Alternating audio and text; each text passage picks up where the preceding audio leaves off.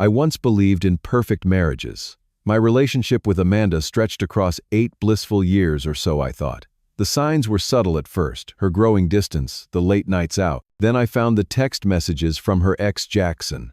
Nothing prepares you for the moment your wife reveals she not only betrayed you, but wants half of everything you built together. Before I dive into how my world fell apart, let me know where you are watching from tonight.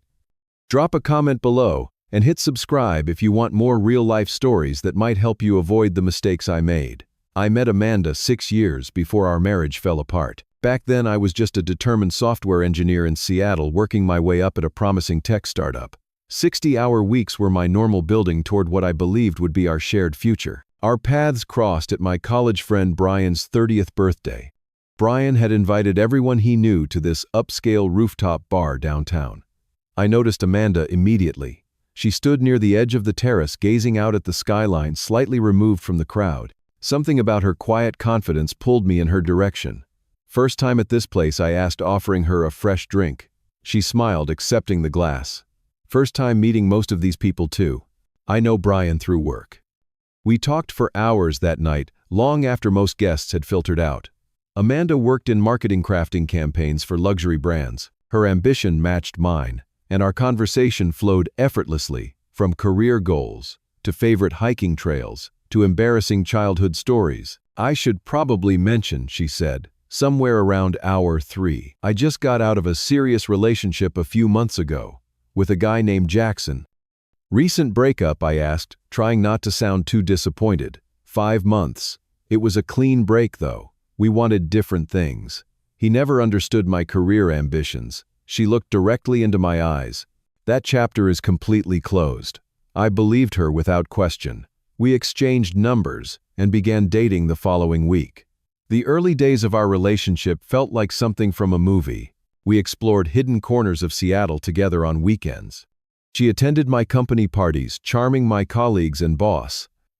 I joined her for marketing events, proud to be the one by her side. 2 years into dating, I received a significant promotion and stock options. The timing felt perfect. I took Amanda to dinner at Canlis and proposed we look for a home together. "Are you sure we are ready?" she asked, though I could see excitement in her eyes. "I have never been more certain of anything," I replied. We found a beautiful craftsman-style house in a neighborhood just outside downtown. The mortgage stretched my finances thin, but Amanda and I both contributed to the down payment. Seeing her name beside mine on the deed filled me with pride. This was ours. We were building something meaningful together. The following spring, I proposed at sunset on the shores of Lake Washington. I had arranged for her favorite restaurant to deliver a private picnic complete with champagne on ice. When she said yes, cheers erupted from nearby trees, where I had positioned our closest friends to photograph the moment. Our wedding was everything Amanda wanted. 200 guests, a historic venue, and a honeymoon in Bali that depleted most of my savings. But seeing her happy made every expense worthwhile. The first 2 years of marriage continued our upward trajectory. Amanda received a promotion to marketing director at her firm. I began leading a development team at my company. We renovated parts of our home, invested in retirement accounts, and talked about having children within the next few years. Looking back, I can pinpoint when small changes began. Amanda started checking her phone more frequently during our dinners. She began attending more work events, solo claiming they were just boring industry things. Our intimate moments decreased in frequency, but I blamed it on our busy schedules and stress. Then Jackson re-entered the picture, though I did not recognize the threat immediately. He appeared at an industry mixer that Amanda invited me to. She introduced him casually, mentioning he had shifted to working for a partner agency. "Corey, this is Jackson, an old friend." "Jackson, my husband Corey." I shook his hand firmly, noting his expensive watch and carefully styled hair. He smiled in a way that did not reach his eyes. "Amanda speaks highly of you," he said. "Lucky man." I thanked him and thought little of it. Why would I? I trusted my wife completely. When she mentioned occasionally running into him at industry events, I never questioned it. When group dinners included him, I made polite conversation oblivious to what was happening right before my eyes. Those early warning signs seem so obvious now. The changed phone password, the new gym routine that always seemed to run late. The sudden interest in girls' nights out with coworkers I had never met. the weekend work emergencies that required her immediate attention. But I was focused on us, on our future, on the life I thought we were building together. I was blind to the betrayal already underway. Around our third anniversary, Amanda became increasingly distant. Conversations that once flowed easily became stilted. Date nights were often rescheduled or cut short due to sudden headaches or early morning meetings. I tried talking to her about it several times, but she dismissed my concerns. "You are being paranoid, Corey," she would say. "I am just stressed about the Jenkins account. Not everything is about us." I wanted to believe her. I needed to believe her. Then came my 2-week business trip to Boston. Our development team needed to coordinate with the East Coast office on a major project launch. Amanda seemed almost relieved when I told her about the trip. "That sounds like a great opportunity," she said, not looking up from her laptop. "The time will fly by."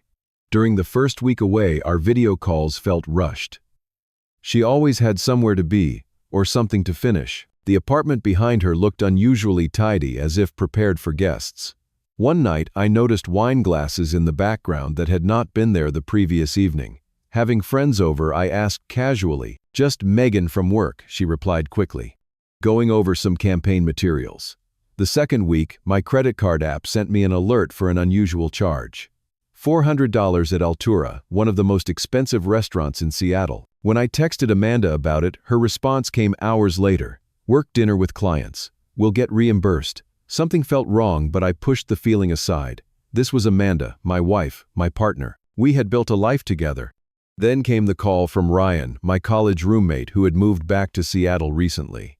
We had reconnected since his return, and occasionally grabbed beers when my schedule allowed. "Hey man, weird question," Ryan said, his voice hesitant. "Is everything okay with you and Amanda?" My stomach tightened. "Yeah, why? Probably nothing. Just saw her having dinner with some guy at Altura last night. They seemed pretty close." "Tall guy, well-dressed. Probably Jackson, a client from her agency," I said, trying to keep my voice steady. "Maybe." I did not want to stare. "Just thought you should know."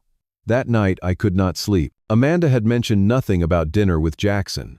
When I casually brought up client meetings during our next video call, she talked about group lunches and team sessions.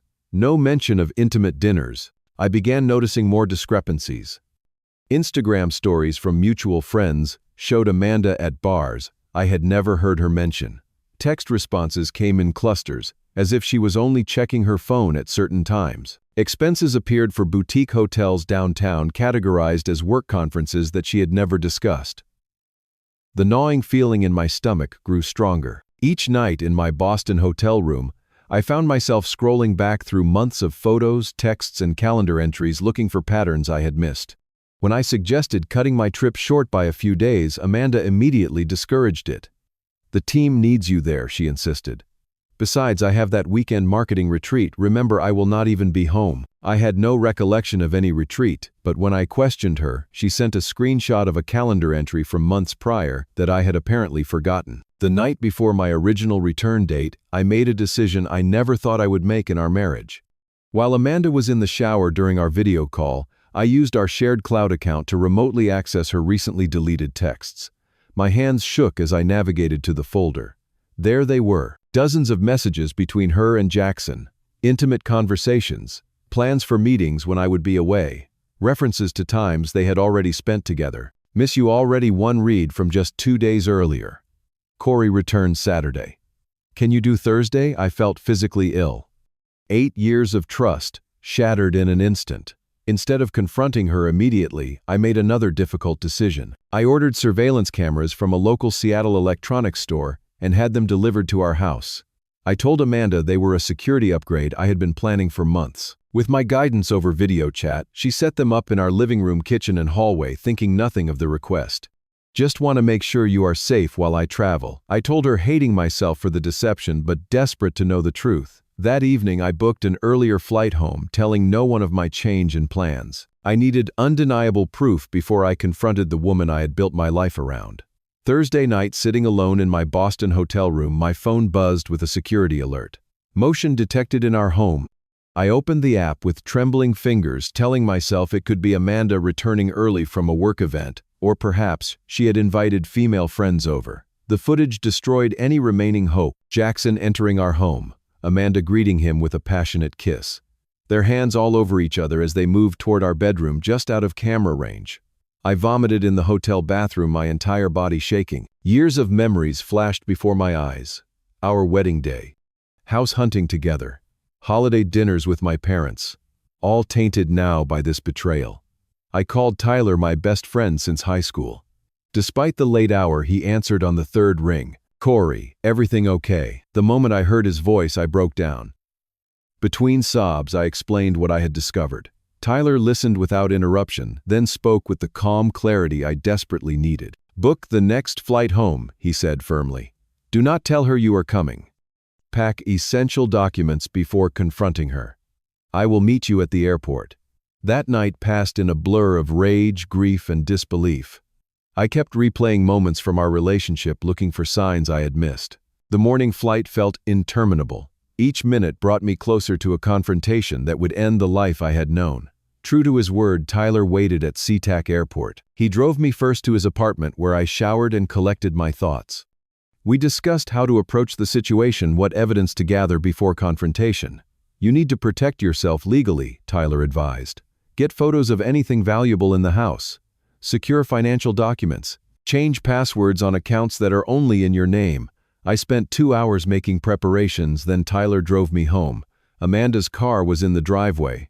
So was a black BMW I recognized as Jackson's. "Want me to come in with you?" Tyler asked. I shook my head. "This is between me and my wife." I unlocked the front door quietly. Music played from our bedroom upstairs. I stood in the entryway listening to the muffled sounds of conversation and laughter from above. My wife and her lover in my bed in my home. I walked upstairs slowly, each step heavier than the last. The bedroom door was partially open. I pushed it wide. Amanda sat up with a gasp, clutching sheets to her chest. Jackson scrambled to grab his clothes. "Corey, what are you doing home?" Her shock quickly shifted to anger. "Are you spying on me?" The absurdity of her question broke something inside me. I laughed, a hollow sound that scared even me. "Am I spying on you? In our home, in our bedroom, with my wife?" I turned to Jackson. "Get out, now." To his credit, Jackson grabbed his things and hurried past me without a word. I heard the front door slam moments later. Amanda stared at me, her expression morphing from shock to defiance. "How long?" I asked. "This is not what you think. The cameras, Amanda. I saw everything. The texts, too." My voice sounded strange, detached. "How long has this been going on?" She was silent for a long moment. Then her posture changed, defiance replacing guilt. "Since last year," she finally said. "After your company retreat. 14 months. Nearly half of our marriage." "Why?" I asked, though I instantly regretted the question. "Because Jackson actually makes time for me. He listens. He understands my needs." Her words were calculated to wound. "You have been emotionally absent for years, Corey. Always working, always focused on the next promotion, the next project. So you decided to sleep with your ex in our bed, instead of talking to me." I tried talking. "You never heard me." We argued for hours. Her accusations grew more outlandish with each passing minute. I had been controlling. I had stifled her. I had never truly loved her the way she deserved. Then came the final blow. "I want a divorce," she said coldly. "And I want half of everything. The house, your stocks, your family inheritance, everything." I stared at her, this stranger wearing my wife's face. "The inheritance was never marital property. It came before we met. Does not matter. I sacrificed my prime years for this marriage. I deserve compensation." My phone buzzed. "A text from Jackson. Amanda deserves better than you. She gets what she wants in the settlement, or things get ugly." In that moment, clarity washed over me. This was not a momentary lapse or a relationship gone wrong. This was calculated. Amanda and Jackson had planned this together. I walked out of the bedroom without another word, grabbed the emergency bag I had packed months before for natural disasters, and left the house. Tyler was still waiting in his car. "Let me stay at your place tonight," I said quietly. 2 days later, when I returned to gather more belongings, the locks had been changed. Through the windows, I could see Amanda and Jackson inside going through my things. The weeks that followed were the darkest of my life. I took leave from work, unable to focus on anything beyond basic survival. Tyler insisted I see a lawyer immediately. "She is going to come after everything," he warned. "You need protection." I found Maria Sanchez through a colleague's recommendation. She specialized in high-conflict divorces and had seen cases like mine before. Unfortunately, Maria explained during our first meeting, Washington is a community property state. Assets acquired during the marriage are typically split equally regardless of infidelity. I showed her the text from Jackson, the footage from the security cameras, and the changed locks. This helps, she said, especially the denied access to your home. But the real concern is what has been happening with your finances since discovery. She instructed me to pull credit reports and bank statements immediately. What I found shocked me. Amanda had been transferring funds from our joint accounts to private ones since the day I left for Boston. Nearly $30,000 had disappeared. Credit card charges showed furniture deliveries, expensive electronics, and luxury items I had never seen. She is setting up their new life with your money, Maria explained bluntly. We need to file emergency orders to freeze accounts. The legal process crawled forward while my life remained in limbo. I stayed in Tyler's spare room trying to piece together a routine. Each day brought new revelations of Amanda's betrayal. Friends reported seeing her and Jackson openly together around Seattle, using credit cards connected to our joint accounts. My emotional state deteriorated rapidly. Sleepless nights, no appetite, constant anxiety. Tyler finally convinced me to see a therapist. Dr. James specialized in betrayal trauma and helped me understand the psychological warfare I was experiencing. What you are describing is consistent with narcissistic behaviors, Dr. James explained. The gaslighting, the blame, shifting the victim posturing, while actively causing harm. This is not your fault, Corey. Those sessions became my lifeline. Slowly, I began to recognize manipulative patterns that had existed throughout our relationship. The subtle put-downs, the dismissal of my needs, the constant moving of goalposts for her happiness. Meanwhile, Amanda escalated her campaign. She told mutual friends I had been emotionally abusive. She claimed financial control had been my way of trapping her. Worst of all, she spread rumors at my workplace about mental instability, causing my boss to question my readiness to return. 3 months after discovery, Amanda and Jackson appeared at Tyler's apartment building.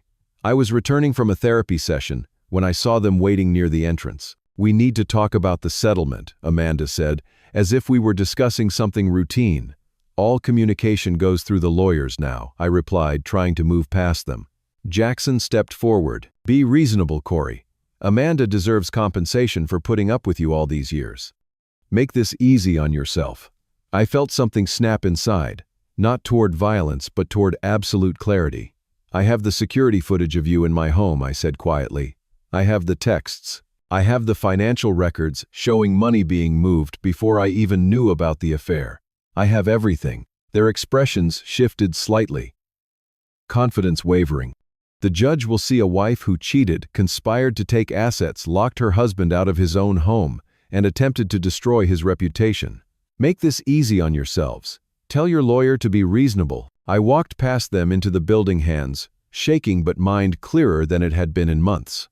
The court hearing for temporary orders came next. Amanda's lawyer painted me as controlling and financially abusive, claiming her transfers were protection against my volatile behavior. Then Maria presented our evidence. The timeline of events. The altered dates on calendar entries meant to deceive me. The texts between Amanda and Jackson discussing their plans.